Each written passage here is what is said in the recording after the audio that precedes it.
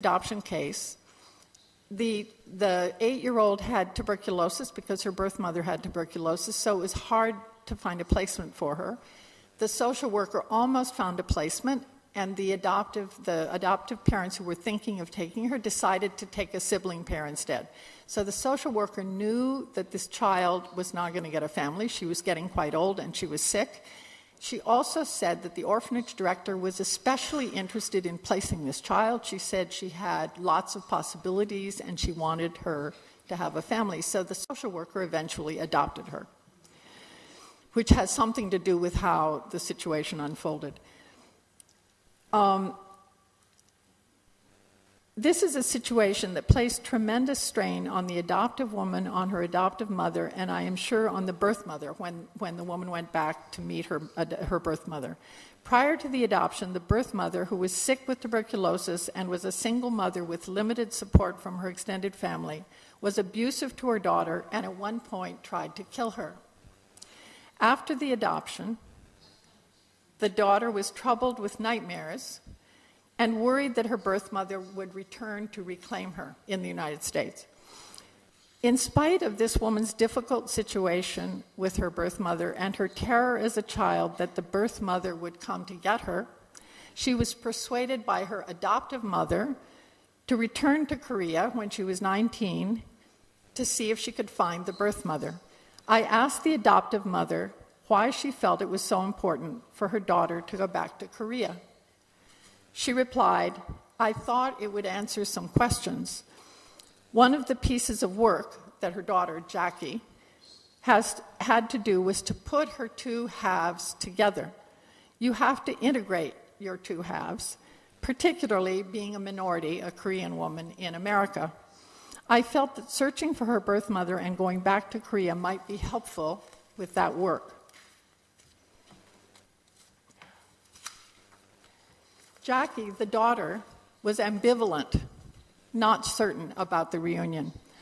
And this is what she said: "I had been angry at this woman who wasn't really a woman, who was dead to me for 12 years. She wasn't a three-dimensional person with feelings and thoughts and outside things affecting her life." And excuse me for the strong language, this is direct quotes from her. "She was this evil bitch who was an alcoholic and who used to abuse me. And so the guilt and the anger got turned around to me, and it was just like, how could you see this woman who's in this pathetic situation raising this child?" Returning, and this gets back also to the point that the woman over here was raising before about what's in the best interest of the child. In this situation, the birth mother herself knew it was not in the best interest of the child to stay with her, so she placed her in an orphanage in Busan, hoping she would find a family.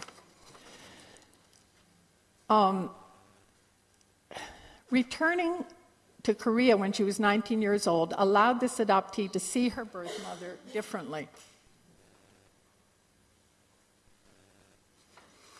And this is what she said to me: "When I was growing up with her, I knew that we were poor, but 12 years later, for her to be basically in the same place, and I had been adopted to a much better and happier life, so I felt incredibly guilty.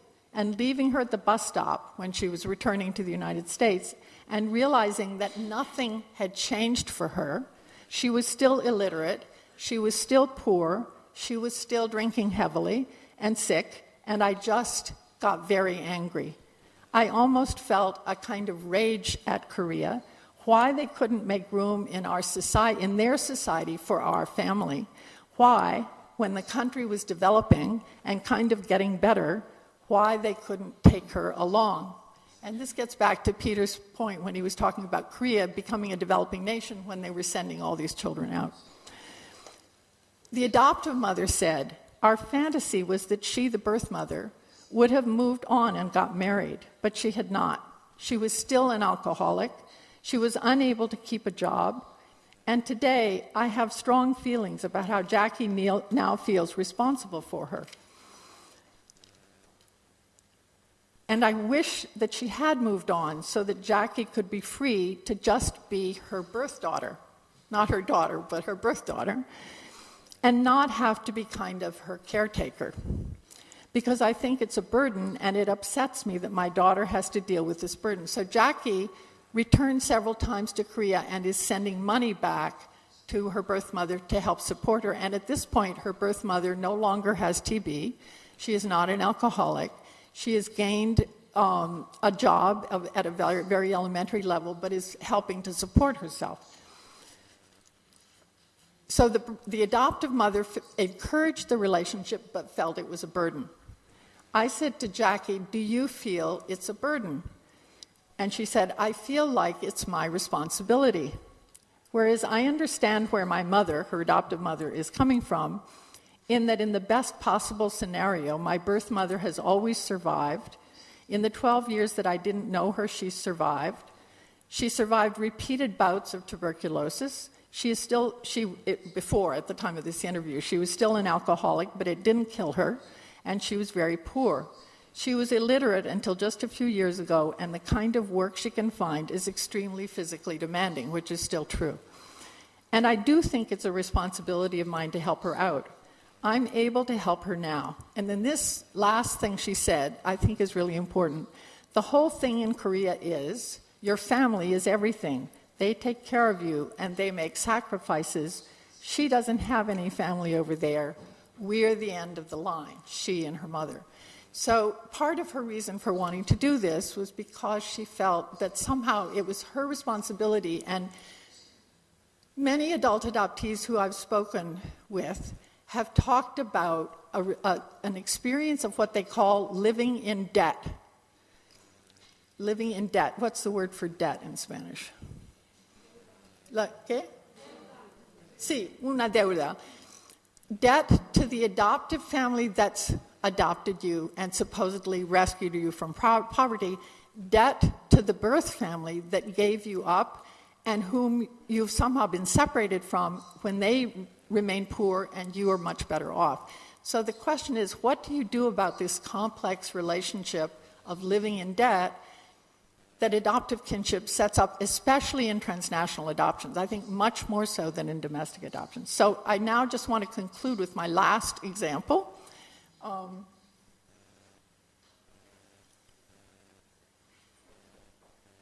My last example involves this woman, Chuchu, Anna Chuchu from Sweden. If any of you have looked at my book, I talk a lot about Chuchu in my book, with her two birth parents. My third example is drawn from a series of interviews over a period of 15 years with Anna Chuchu Pettersson, who was adopted from Ethiopia by Swedish parents and grew up in a small town on the east coast of Sweden in Stockholm. Chuchu's interest in Ethiopia began in 1984 when she was 10 years old and there was a huge famine in Ethiopia. She explained, "It affected me deeply. I thought it was really hard. And I was sure that all the people they showed on TV were my parents and my brothers and sisters. I became really upset that they had such a terrible time, and I thought that my family..."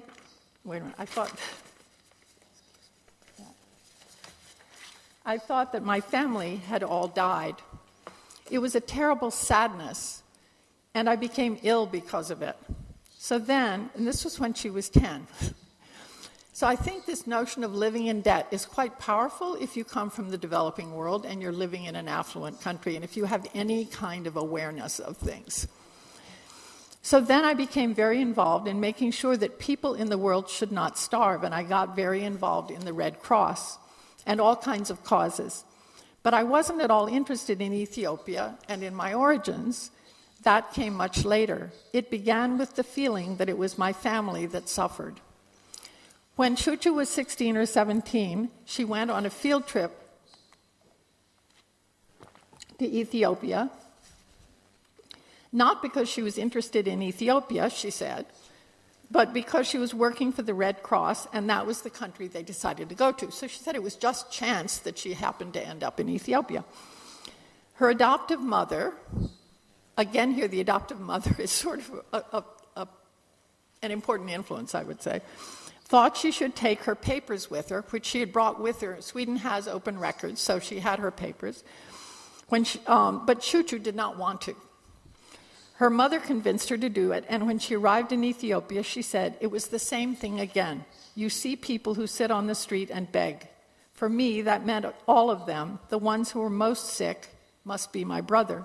So I became almost worse from not knowing." So she found help in the Red Cross office in tracing her family through her adoption papers, and then it went really fast. The Red Cross found my family. I met my mother and my father. Since my father is alive, she'd been told he was dead and was healthy. I also met my 10 brothers and sisters.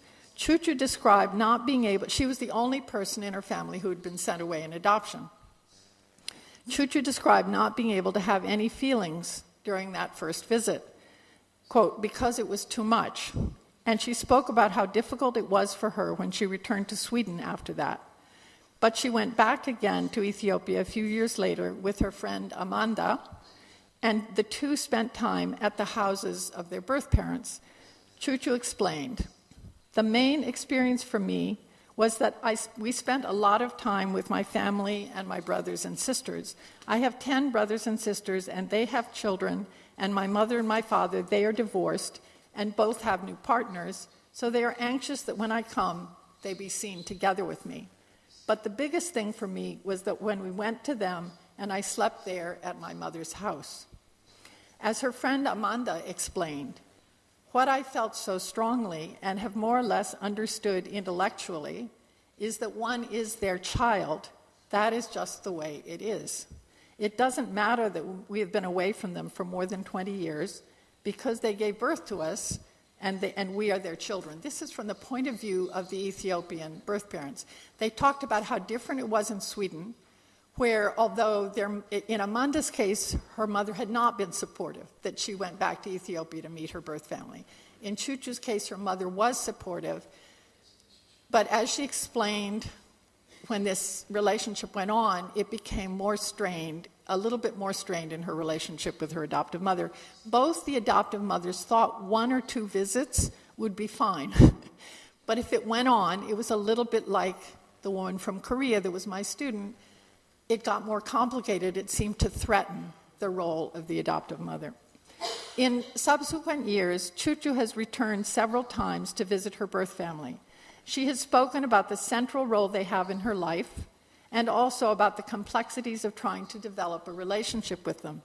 Once, in 2003, when she was actually staying with me for the summer, she was going to a course at the University of Massachusetts, she had just returned to Addis to discover that her mother was once again pregnant with her 11th child, and talked about how furious this made her. She was furious with her mother, with her birth mother. One of her birth sisters, was working as a domestic in Saudi Arabia, which any of you have read about the situations of domestics in Saudi Arabia, they're not good. And one of her brothers was in jail, and yet her mother was pregnant one more time. But she added that in spite of this complexity in her relationship with her birth family, I think I've got this here. Oh, no, it's before. I feel that for each year that passes, they mean more and more. And I don't know if it is just I who am building up an ideal picture about that, because there is a sense of security when things are unsettled here at home, if it actually comes to that there is a part of me that exists and can never be taken away. And so I can also feel that with my mama here in Sweden, that it feels stronger with her when I can be clear about that side of my life and say how I feel, and perhaps even that I feel so far away from Ethiopia. That is to say, and in this case, Chuchu's adoptive father died, and her adoptive mother and father are divorced. Her birth mother and father are divorced. So she said, from her point of view, the actual adoption no longer exists for me. That was 25 years ago, and what is it now? Now it is a constellation of 2 mothers, and that is what I try to relate to. So Chuchu married in 2005 and celebrated her wedding both in Stockholm and in Addis Ababa. So this is at her wedding in Addis Ababa with her birth parents. She is married now to this young man named Mark, who works, and they live in Stockholm. The child in her lap is